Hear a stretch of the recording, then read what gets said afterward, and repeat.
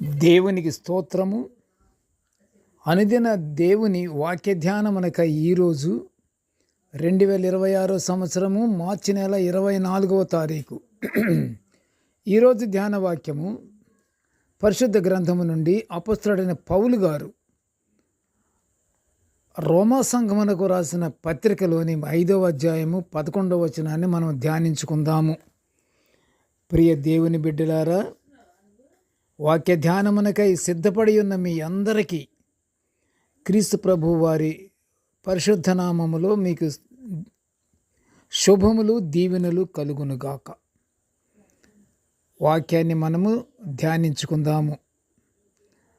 మంచి శుద్ధ హృదయముతో ఏకాగ్రతతో మనము వాక్యాన్ని మనం ధ్యానించుకొని దేవుని మహిమపరుచుకుందాము. ధ్యానమునకు ముందు వాక్యాన్ని మనం చదువుకుందాము. రోమీలకు రాసిన పత్రిక 5వ అధ్యాయము 11వ వచనము. ఆయన ద్వారానే మనము ఇప్పుడు సమాధాన స్థితి పొందియున్నాము. ప్రియ దేవుని బిడ్డలారా, నేటి ధ్యాన వాక్యము క్రీస్తు ప్రభువు ద్వారా ఆయన శిలువపై చిందించిన అమూల్యమైన రక్తము వలన మనము సమాధానము పొందియున్నాము అని పౌలు గారు రోమా సంఘానికి రాసిన పత్రికలోని అంశాన్ని మనము ధ్యానించుకుంటున్నాము. పౌలు గారి పరిచర్య వలన రక్షణ పొందిన వారే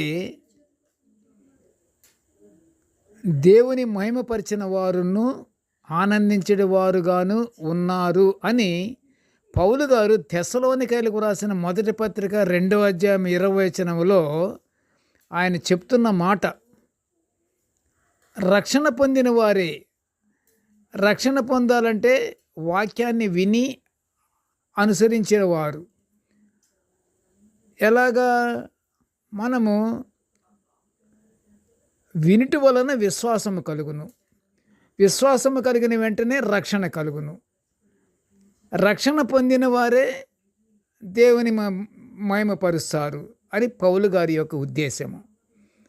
అంత ఆనందం పొందుతున్న వీరి సాక్ష్యాల వలననే తోటి మనుషులు కూడా అంతే ఆనందం పొందుకుంటుంటారు. ప్రియ దేవుని బిడ్డలారా, మనము దేవుని చిత్తము నెరవేర్చుట మనకు రక్షణ కలుగుతుంది.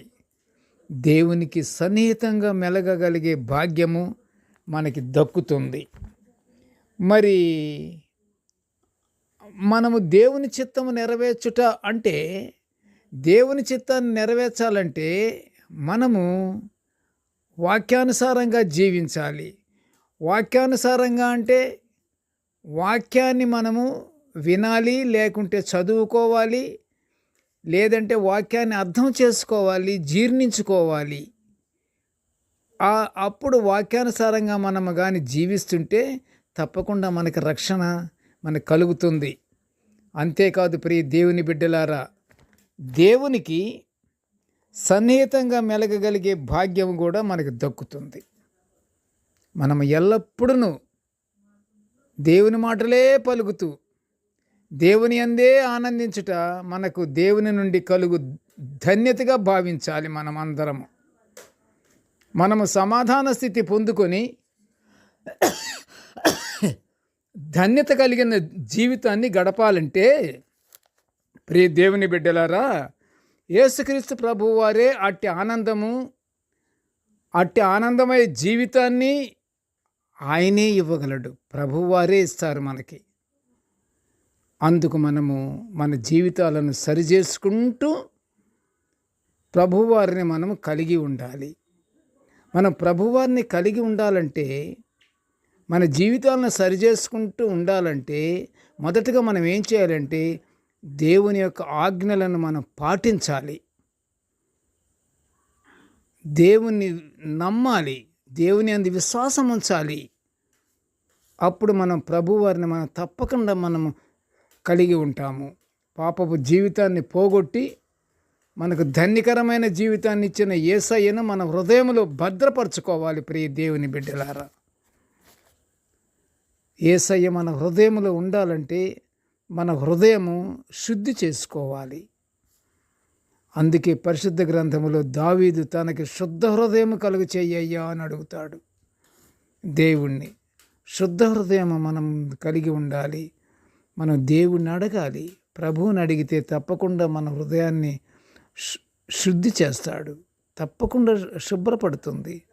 మనలో యేసయ్య ఉంటే ఇంకేం ప్రవేశిస్తుంది? అసలు ప్రవేశించదు. ఇక యేసయ్య ఉండాలంటే మనము మన మనసంతా క్లీన్ అయిపోవాలి, శుభ్రత కలిగి ఉండాలి, దేవుని యందు నిమగ్నమై ఉండాలి, ప్రభువారు చెప్పిన మాటలను మనం ఆచరించాలి, ఆయన కట్టడలను మనం అనుసరించాలి. కనుక ప్రియ దేవుని బిడ్డలారా, మనము కూడా మంచి హృదయాన్ని కలిగి, పవిత్ర హృదయాన్ని కలిగి మనము దేవుని కొరకు, మనము దేవుని సాన్నిధ్యం కొరకు మనము ప్రార్థించి దేవుని యొక్క పరలోకాశీర్వాదాలు పొందుకుందాము. ప్రార్థన చేసుకుందాము. ప్రేమగల తండ్రి, కృపగల నాయన, నీకు స్తోత్రములు.